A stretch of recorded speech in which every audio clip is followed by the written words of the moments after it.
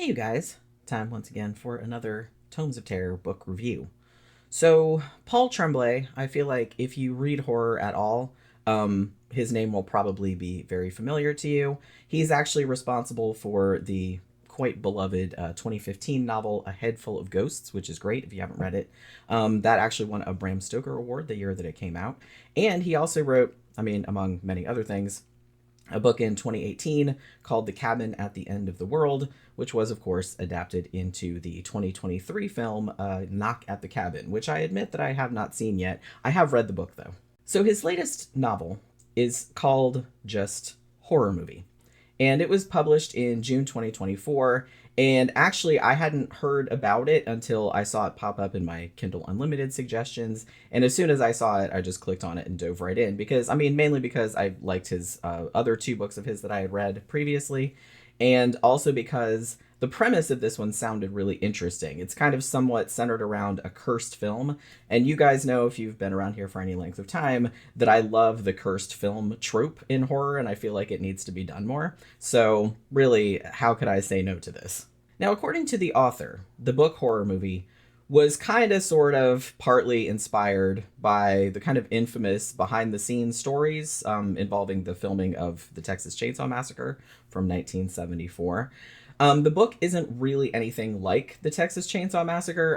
Don't get me wrong, it is kind of bloody and violent, but it's much weirder and kind of more metafictional, I want to say, but not like in an obnoxious kind of way, you know what I mean? Matter of fact, like the very multi-layered structure of it kind of vaguely recalls A Head Full of Ghosts. A Head Full of Ghosts, if you ever read that, it was kind of like someone being interviewed for a book about a possession-based TV show, which had been about their sister, that was filmed 15 years ago, and there's like interspersed blog posts and stuff like that.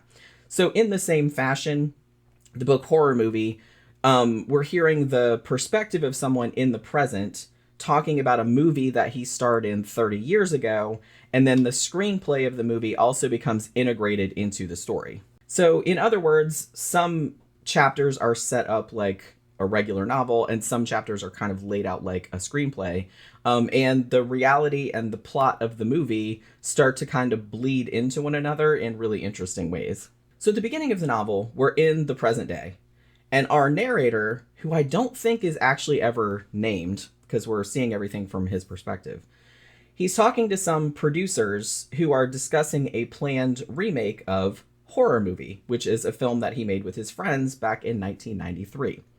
So, although this very, very, very low-budget movie was actually more or less finished back then, it was never released for reasons that, kind of become more apparent as the story goes on. However, there were a few brief, very chilling scenes of the movie and some stills and stuff like that. And they kind of got uploaded over to the internet over the years. So because of that, Horror Movie has taken on kind of this almost mythical status, like among horror fans. And especially not only because, the clips of it are so creepy, but also because there was a series of tragic accidents that befell the production. Our narrator, in fact, is the only kind of significant person that was involved in the original film that is still alive. So after that short setup, the narrative jumps back to 1993 and starts setting up like the circumstances of the film. So the director is this young woman named Valentina, and her best friend is named Cleo, and Cleo is the screenwriter. And they have a friend named Carson who's also kind of playing a big role in the production as well. They're all very, very keen to make something really different, like something really unsettling, something just really completely nothing like any run-of-the-mill horror flick. They really want to do something original. Now, the narrator, who we're seeing all of these events through, he actually only knew these people kind of tangentially, you know what I mean? But they kind of approach him with a proposition. They want him to play a major part in the film, starring as sort of the nominal villain, I guess, who is called the Thin Kid. Now, the narrator, the reason that they thought of him, is actually quite tall and very, very gaunt, very skinny. And Valentina and Cleo think he'll be just absolutely perfect for this movie, even though he's never acted before. So the narrator is initially kind of hesitant to do this, for the above reasons. And also he's kind of, he's very introverted, you know what I mean? And he's kind of shy and he doesn't, not sure if he's going to mess the whole thing up or whatever. But he finally agrees to it. So the crew has been using this really spooky, like, abandoned school. They're going to tear it down soon, which is why they're like, oh my God, we need to use this, like, in the movie, like, before it's gone. So they're using that as the setting for most of the movie.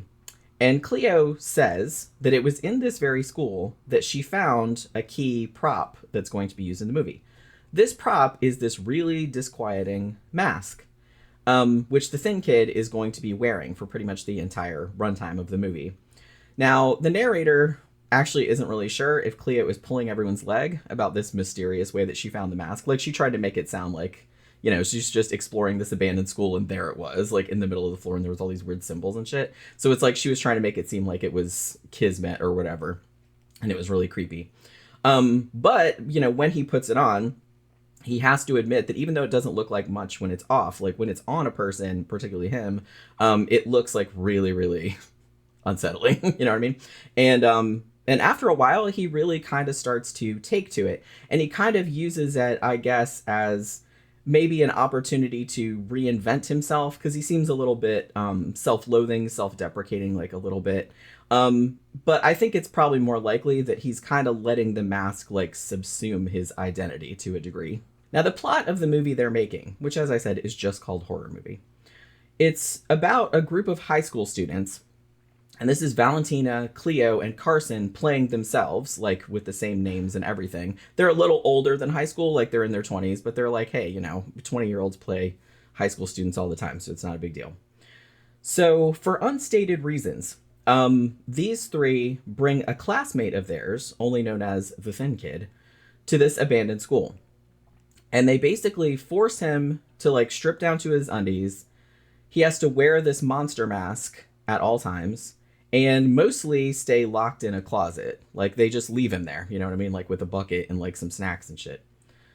So, every day, the three friends come to the school and, like, abuse the Thin Kid in various ways, which, starts to escalate as the story goes on. But oddly, the Thin Kid never fights back or tries to get away or anything like that. He seems, like, resigned to his fate. It's pretty weird. And he'll do, like, pretty much whatever they ask him to do, like, without complaining. And matter of fact, I don't think he ever says a single word. So even though you're not really sure what it is, it's pretty clear that the friends have some end goal in mind, like with their treatment of the Thin Kid, because they're doing very specific things. And it's implied that something like black magic might be involved. As time goes on, the Thin Kid begins to kind of transform. And as things happen in the movie, aspects of the fictional plot of the film kind of start seeping into reality in various ways. So as it goes on, like, events just get stranger and bloodier and more violent and a little bit more nebulous, like, as we kind of head toward the conclusion. And along the way, we also occasionally revisit the present and kind of follow the progress on the remake, like what's going on with that, as well as pop into, like, different time periods to kind of check in with what happened to each of the kind of principal players, like, after the movie was finished. Now, as I mentioned, Horror Movie is not set up like a traditional novel. It's not crazy or anything that's like, I'm not talking like House of Leaves or anything like that, but it's not set up like a traditional novel. It jumps back and forth in time quite a bit. It hops from novel to screenplay and back again, and many times, like, kind of refuses to explain exactly what's going on, even hinting in some respects that the narrator may be unreliable. I kind of feel like that's, but you can kind of read it like whatever way you want, you know what I mean? This ambiguity, I feel like, works really well. Like, it really works in the book's favor. It gave it this really, really eerie vibe that really kind of stuck with me for a long time, like, after I read it. Like, Head Full of Ghosts did that as well. Even though it doesn't give you all the answers, there's enough there to, like, get the gist of the situation. Like, you can figure out, like, what's going on, you know what I mean? I mean, the way I described it kind of sounds like it would be difficult to follow, but it totally isn't at all. Like, as long as you're paying attention, you'll be able to follow along with the story just fine. I didn't have any trouble at all. So if you like Paul Tremblay's style, particularly if you liked A Head Full of Ghosts, I can't see why you wouldn't love this book as well. It's very much in line with what he's written before. And it's, you know, meta-fictional, like I said. And it has kind of that fun, very sinister, like cursed film kind of angle to it, which I really liked. It kind of explores some deeper issues about memory and identity and maybe like the thin line between reality and fiction. But, you know, despite that, it can absolutely be read as just like a straightforward horror story if you don't want to engage with all the layers that it has. So, I mean, this was definitely a great read, just like all of his other books that I've read. So if you like his other stuff, then I would highly recommend this one. And even if you haven't, I mean, this would probably be a good place to start. So that will do it for this book review. Hopefully you guys enjoyed this video. If you did, remember, like, share, subscribe, and comment. And I'll see you guys again on the next one. Bye.